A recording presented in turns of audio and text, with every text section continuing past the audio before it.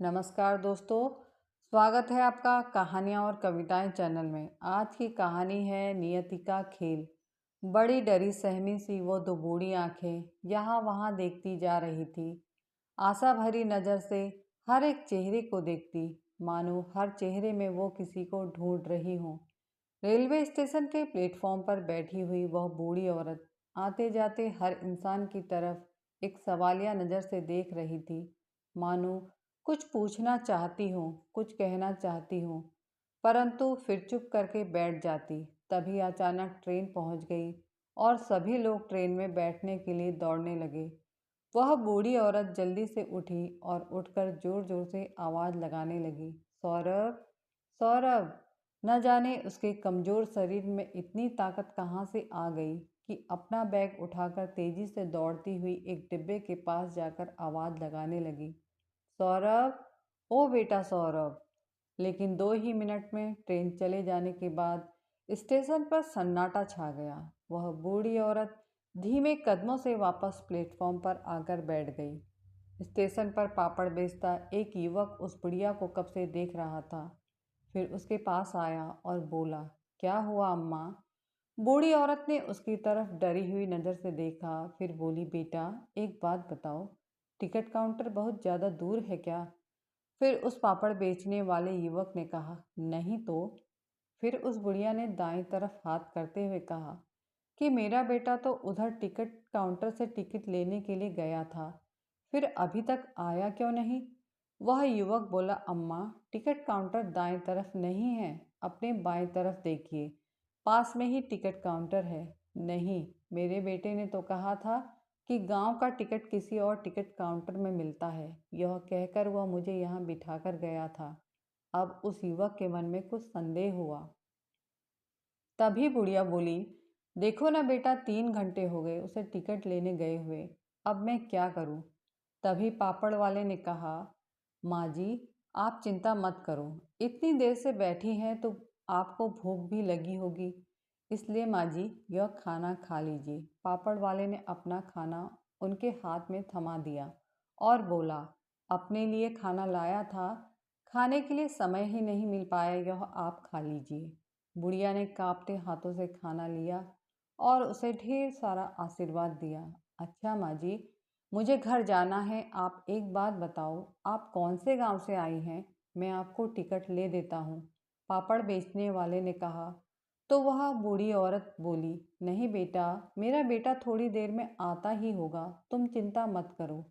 चलिए आपको बताते हैं आखिर यह बूढ़ी माँ है कौन और यहाँ स्टेशन पर क्या कर रही हैं। इनका नाम शकुंतला देवी है, जिनके 2 बेटे मोहित और सौरभ है। शकुंतला जी और उनके पति ने बड़ी ही गरीबी में अपना समय गुजारा था, लेकिन अपने बेटों की परवरिश में कोई कमी नहीं रखी। उन्होंने अपने दोनों बेटों को पढ़ाया लिखा कर लायक बनाया। उनका बड़ा बेटा गांव में अपने पिता की दूध की डेयरी संभालता है और छोटा बेटा नोएडा में दुकान चलाता है। 2 महीने पहले ही शकुंतला जी के पति की मृत्यु हो गई थी। शकुंतला जी अपने बड़े बेटे के साथ गांव में रहा करती थी, परंतु वहां उनकी हालत एक काम वाली बाई की तरह थी, जो दिन भर घर का काम भी किया करती थी और बातें भी सुना करती थी। बेटे और बहू को उनकी बिल्कुल कद्र नहीं थी, लेकिन शकुंतला जी फिर भी मन मारकर जैसे तैसे गुजारा कर रही थी। एक दिन जब शकुंतला जी रसोई में बर्तन साफ कर रही थी, तभी उनके छोटे बेटे सौरभ का फोन आया। बहुत समय बाद अपने छोटे बेटे का फोन आया देखकर शकुंतला जी ने जल्दी से अपने हाथ पोंछे और खुशी के मारे कांपते हाथों से फोन लेते हुए बोली, हेलो सौरभ बेटा। तभी सौरभ की आवाज़ आई, हेलो माँ, कैसी हैं आप? मैं बिल्कुल ठीक हूँ बेटा, तुम कैसे हो? माँ मैं तो ठीक हूँ, लेकिन आपकी बहू सुरभि की तबीयत ठीक नहीं है, 4-5 दिनों से बुखार चढ़ा है, ठीक होने का नाम ही नहीं ले रहा। फिर शकुंतला देवी ने कहा, तो बेटा किसी अच्छे से डॉक्टर को तो दिखाना पड़ेगा, नहीं तो कमजोरी आ जाएगी। फिर सौरभ बोला, मैंने सारे उपचार कर लिए, लेकिन कोई फर्क नहीं पड़ रहा है। आप एक काम कीजिए, कुछ दिनों के लिए हमारे पास नोएडा आ जाइए, हमें यहाँ बहुत परेशानी हो रही है। यह सुनते ही शकुंतला देवी जी को बहुत ज़्यादा चिंता होने लगी और बोली, ठीक है बेटा, मैं जल्द से जल्द नोएडा पहुंचने के लिए निकलती हूँ। यह कहकर उन्होंने फ़ोन रख दिया। जब शकुंतला देवी जी के पति की मृत्यु हुई थी, उस समय उन्हें बीमा के पैसे मिले थे और अब उनके दोनों बेटों और बहू की नज़र उनके पैसों पर थी। यह उनका अपनी माँ से प्यार नहीं था, बल्कि दिखावा मात्र था। परंतु शकुंतला जी अपने बेटों की इन चाल से बिल्कुल अनजान थी। एक ममतामयी माँ को तो केवल अपने बेटे बहू की चिंता थी कि बहू कितनी बीमार है और बेचारा बेटा घर कैसे संभाल रहा होगा। फिर सोचने लगी, यहाँ भी तो दिन भर काम करती हूँ, कौन सा इन लोगों ने मेरे सिर पर ताज रख दिया है। फिर सारा दिन तिरस्कार ही तो सहती हूँ, तो क्यों ना नोएडा ही चली जाऊँ। रोज रोज की इस चिंता भरी जिंदगी से भी छुटकारा मिलेगा। अभी यह सोच ही रही थी कि उनका बड़ा बेटा मोहित घर आया, तो शकुंतला जी बड़े ही दुखी मन से बोली, बेटा, कल मेरे नोएडा जाने के लिए टिकट कटा देना। यह बात सुनकर मोहित चौंक गया और बोला, क्यों, ऐसा क्या हो गया। तब शकुंतला जी ने कहा कि सुरभि बहू की तबीयत ठीक नहीं है, वह बहुत बीमार है, इसलिए सौरभ ने मुझे अपने पास बुलाया है। मैं जाऊंगी तो उसे थोड़ा हौसला भी होगा और घर का काम भी संभाल लूंगी। यह बात सुनते ही मोहित गुस्से से लाल हो गया और चिल्लाते हुए बोला, आज तक तो कभी याद नहीं आई आपके लाडले बेटे को आपकी, और आज जब आपको बीमे के पैसे मिले हैं तब वह आपको अपने घर बुला रहा है। मैं सब जानता हूँ माँ, उसकी नज़र केवल तुम्हारे पैसे पर ही है। फिर शकुंतला जी बोली, नहीं बेटा, बहू की तबीयत वाकई ठीक नहीं है, सौरभ मुझसे कभी झूठ नहीं बोल सकता। तो ठीक है माँ, मैं आपका नोएडा का टिकट करवा दूंगा, लेकिन जाने से पहले पिताजी के बीमा के पैसे आप मुझे देकर जाएंगी, क्योंकि आपका और पिताजी का खर्चा आज तक हम लोग ही उठाते आए हैं। तो अब इन पैसों पर भी हमारा ही हक बनता है। यदि आप पैसे लेकर वहाँ गई तो मुझे पूरा यकीन है कि वह आपसे पैसे ले लेगा।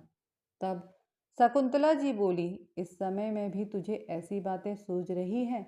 वहाँ बहू की तबीयत खराब है और तुझे पैसों की पड़ी है। ठीक है, यदि तुझे भरोसा नहीं है तो बीमा के पैसे में से अपने खर्चे के लिए कुछ पैसा निकाल कर बाकी की सारी रकम तुझे दे देती हूँ। ऐसा कहते हुए शकुंतला जी ने कुछ पैसे अपने पास रखते हुए बाकी के सारे पैसे मोहित को दे दिए। पैसा हाथ में आते ही मोहित और उसकी पत्नी की आंखों में खुशी भरी चमक आ गई। फिर क्या था, मोहित तुरंत स्टेशन की ओर दौड़ा और माँ को नोएडा भेजने के लिए टिकट खरीद कर ले आया। और अगले दिन उसने अपनी माँ को बड़ी खुशी खुशी ट्रेन में बैठा दिया। एक ओर तो शकुंतला जी को अपनी बहू की तबीयत की चिंता सता रही थी, परंतु दूसरी ओर उन्हें इस बात की भी खुशी थी कि वह इतने सालों के बाद अपने छोटे बेटे के घर जा रही थी। नोएडा स्टेशन पहुंचते ही देखा कि सामने सौरभ उनकी राह देख रहा था। सौरभ से मिलकर शकुंतला जी उसकी बलाएं लेती जा रही थी। सौरभ अपनी माँ को गाड़ी में बैठाकर घर ले आया।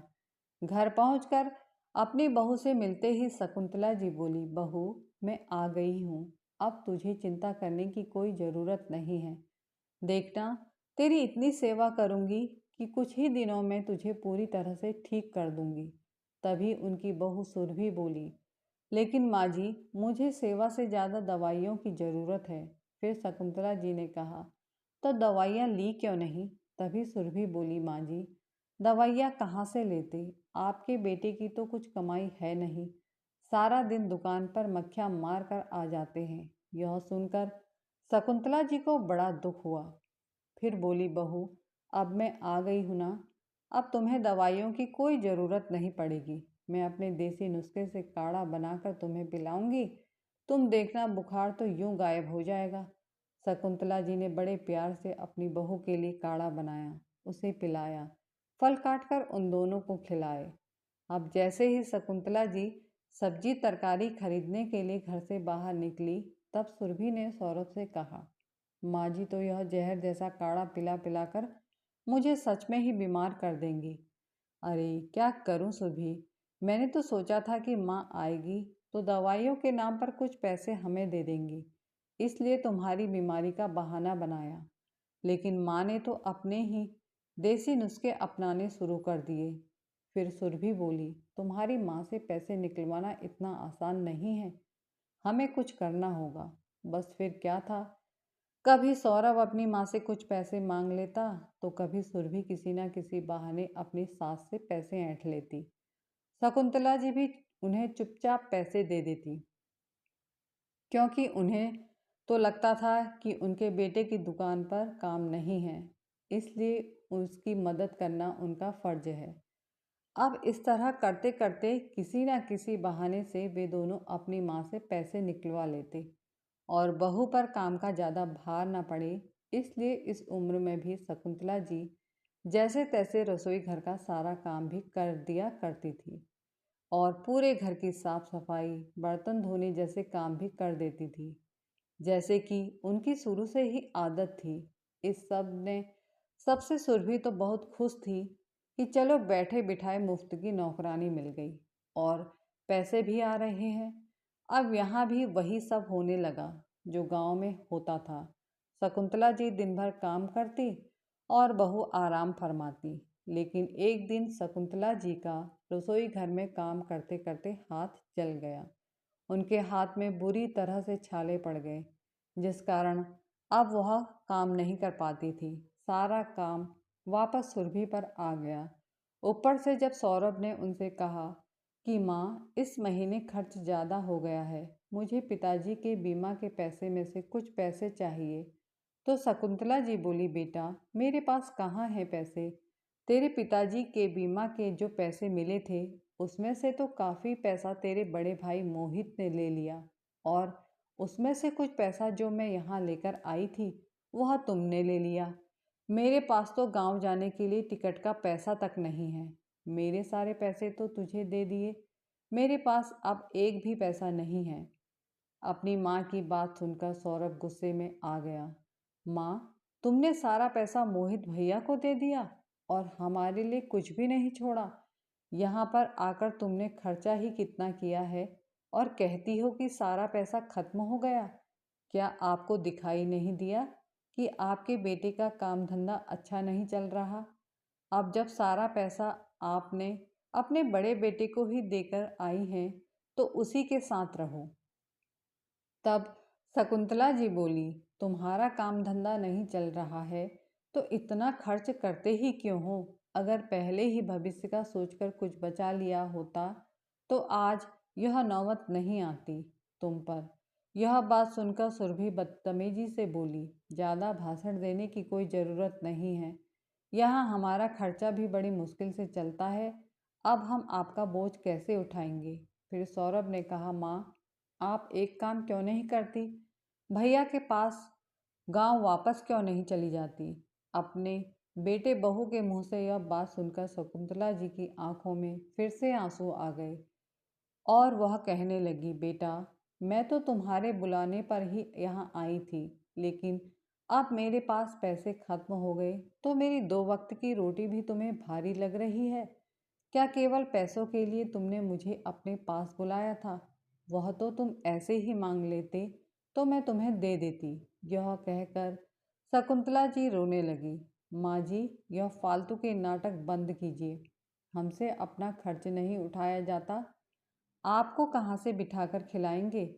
सुरभि ने कहा तो सौरभ ने भी उसकी हाँ में हाँ मिलाते हुए कहा, आप अपना सारा सामान पैक कर लीजिए, मैं कल आपको स्टेशन छोड़कर आता हूँ। अब अपने छोटे बेटे और बहू की बातें सुनकर शकुंतला जी अचंभित रह गई थी। उन्होंने तुरंत अपने बड़े बेटे मोहित को फ़ोन किया और रोती रोती उसे सारी बात कह सुनाई। फिर मोहित बोला, माँ, हमने आपको इतने साल रखा है तो क्या कुछ समय वह लोग आपको नहीं रख सकते? उनका भी तो कुछ फर्ज बनता है। आपका सारा बोझ हम ही क्यों उठाएं? अभी यहाँ पर आने की कोई ज़रूरत नहीं है, वहीं रहिए। इतना कहकर मोहित ने फ़ोन काट दिया। शकुंतला देवी को अपने कानों पर यकीन नहीं हो रहा था। क्या यही दिन देखने के लिए अपने दोनों बेटों को पाल पोस कर बड़ा करके इतना काबिल बनाया था कि आज अपनी माँ की जिम्मेदारी उन्हें बोझ लग रही है। आखिर यह दोनों किस जन्म का बदला ले रहे हैं मुझसे। शकुंतला जी अपने भाग्य को कोसने लगी कि यह दिन देखने से पहले भगवान ने उन्हें अपने पास क्यों नहीं बुला लिया। शकुंतला जी बेटे के मोह में गांव छोड़कर आई, नोएडा आई थी। उन्हें नहीं पता था कि वह बेटा उनके साथ ऐसा बर्ताव करेगा। अगले दिन जब शकुंतला जी सुबह नींद से जागी तो उन्होंने देखा कि उनके बेटा बहू उनका सारा सामान पैक कर रहे थे। शकुंतला जी के जागते ही सौरभ बोला, माँ चलिए जल्दी से तैयार हो जाइए, मैं आपको स्टेशन छोड़कर आता हूँ। नहीं बेटा, मैं कहीं नहीं जाऊँगी। तभी सुरभि बोली, जब हमने आपको जाने को कहा है तो जाती क्यों नहीं? क्यों यहाँ रहकर हमारा खर्चा बढ़ा रही हैं? फिर शकुंतला जी ने कहा, लेकिन बेटा मैं कहाँ जाऊँगी? मोहित तो मुझे गांव आने से साफ मना कर रहा है। ऐसे कैसे मना कर सकते हैं भैया? मैं भी देखता हूँ, चलिए मैं आपको गांव छोड़कर आता हूँ। इतना कहकर सौरभ अपनी माँ शकुंतला देवी को रेलवे स्टेशन ले गया और उसके बाद टिकट लेकर आने का कहकर गायब हो गया। अब बूढ़ी माँ शकुंतला देवी बेसब्री से अपने बेटे की राह देख रही थी और मायूस होकर स्टेशन पर ही बैठी हुई हैं। एक दिन पूरा बीत गया और रात भी निकल गई, लेकिन उनके बेटे सौरभ का कुछ अता पता नहीं था। अगले दिन जब सुबह हुई तो वह पापड़ वाला फिर से पापड़ बेचने के लिए स्टेशन आया। उसे यह देखकर बहुत दुख हुआ कि वह बूढ़ी अम्मा अभी तक अपने बेटे के इंतजार में प्लेटफॉर्म पर ही निढाल सी पड़ी हुई हैं। तभी थोड़ी देर बाद समाजसेवी संस्था के कुछ सदस्य गरीब व मजदूरों को भोजन देने के लिए स्टेशन पर आए तो उस पापड़ बेचने वाली बूढ़ी माँ की ओर इशारा करते हुए उन्हें भी खाना देने को कहा। तब उन्होंने शकुंतला जी को भी खाना दिया। शकुंतला जी ने भूख और तड़प के कारण उनका दिया हुआ भोजन जल्दी से खत्म कर दिया और कहने लगी, थोड़ा और भोजन मिलेगा? तब उन लोगों ने उन्हें और भोजन देते हुए पूछा, माँ जी आप कहाँ से आई हैं? आपका घर कहाँ है? एक समाज सेवक के इतना पूछने पर शकुंतला जी ने अपना सारा हाल कह सुनाया और कहते हुए रोने लगी, बेटा मुझे बिल्कुल उम्मीद नहीं थी कि मेरे बेटे मेरा यह हाल करेंगे, लेकिन अब मैं किसी बेटे के साथ नहीं रहना चाहती। सारी बात सुनने के बाद एनजीओ के उस सदस्य की आंखों में आंसू आ गए। तब वह लोग उन्हें एक वृद्धा आश्रम में ले गए और कहने लगे, माँ जी जब तक आपके परिवार वालों को सज़ा नहीं मिलती तब तक आप यहाँ आराम से रह सकती हैं। तो शकुंतला जी कहने लगी, मुझे किसी को सज़ा नहीं दिलवानी है, लेकिन मैं उस नर्क में अब वापस नहीं जाना चाहती। मैं यहीं रहकर अपने दिन काट लूँगी। एनजीओ के सदस्यों ने उनका वीडियो बनाया और न्यूज़ कवर करके सोशल मीडिया पर पोस्ट किया कि कहते हैं बच्चों के लिए माँ बाप ही उनकी पूरी दुनिया होते हैं। शायद इसलिए माँ बाप को भगवान का दर्जा दिया जाता है। मगर बड़े होने पर कई बच्चों को माँ बाप बोझ क्यों लगने लगते हैं? इसके कारण कुछ बच्चे उनको वृद्धाश्रम छोड़ आते हैं तो कई उनके बारे में बिना सोचे समझे उन्हें घर से ही निकाल देते हैं।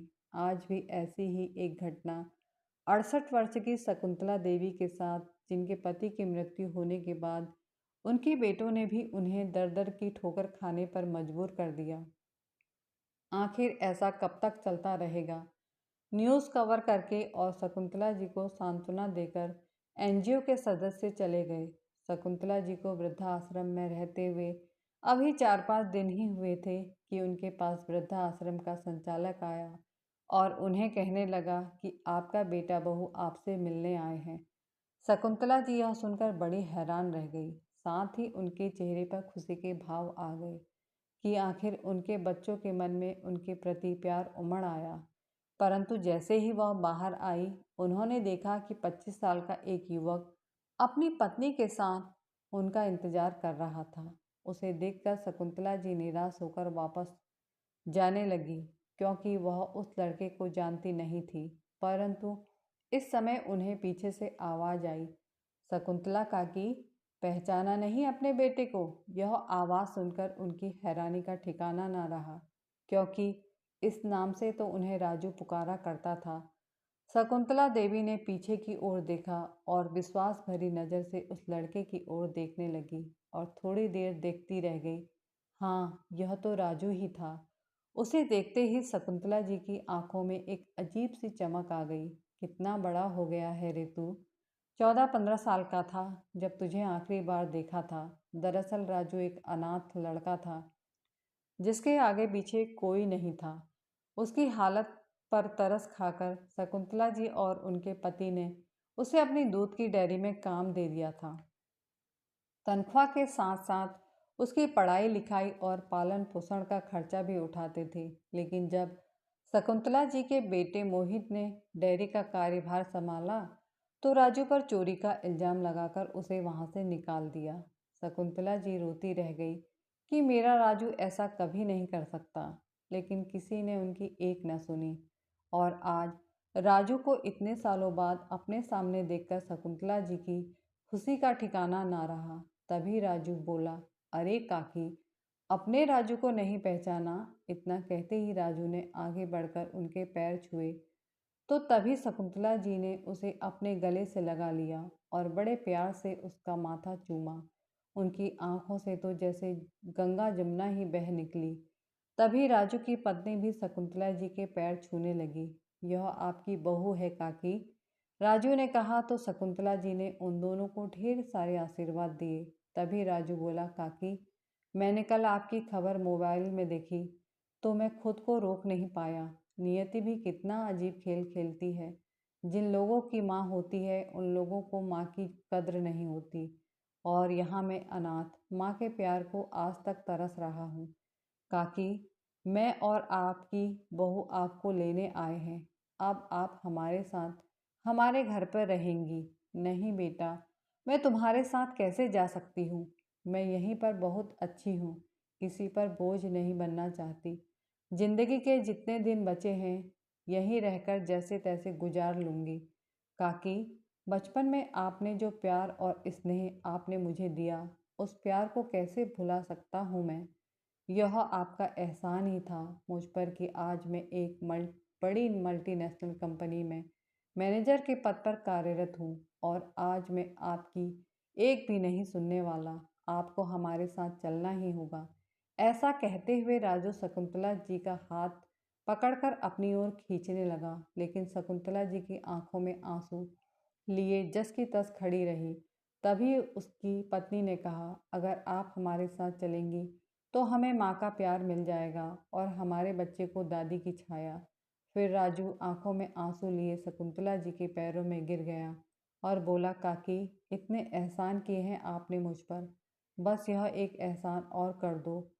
हमारे साथ चलने के लिए मना मत करो। राजू और उसकी पत्नी को इस तरह अनुनय करते देख शकुंतला जी की आंखों से प्यार भरे आंसुओं का झरना फूट पड़ा। उन दोनों को गले से लगाकर वह खूब रोई और उनके साथ चलने को तैयार हो गई। आज राजू को अपनी माँ मिल गई और शकुंतला जी को परिवार का साथ। यह रिश्ता अनोखा जरूर था परंतु बहुत अनमोल था। माता पिता के भाग्य की यह कैसी विडंबना है कि जिन बच्चों के लिए वह पूरा जीवन खपा देते हैं, उम्र के आखिरी पड़ाव पर वह बच्चे उनकी परवरिश से हाथ खींच लेते हैं। बेटे आलीशान मकान में रहते हैं लेकिन बूढ़े माँ बाप के लिए उस मकान में जगह नहीं होती है। जीवन के अंतिम मुकाम पर पहुंचकर माँ बाप खुद को ठगा सा महसूस कर रहे हैं क्योंकि जिन माता पिता ने अपने बच्चों को बड़ा करके काबिल बनाया वह बच्चे ही आज के दौर में बूढ़े माँ बाप को बोझ समझने लगे हैं। कहानी देखने और सुनने के लिए आप सभी का धन्यवाद।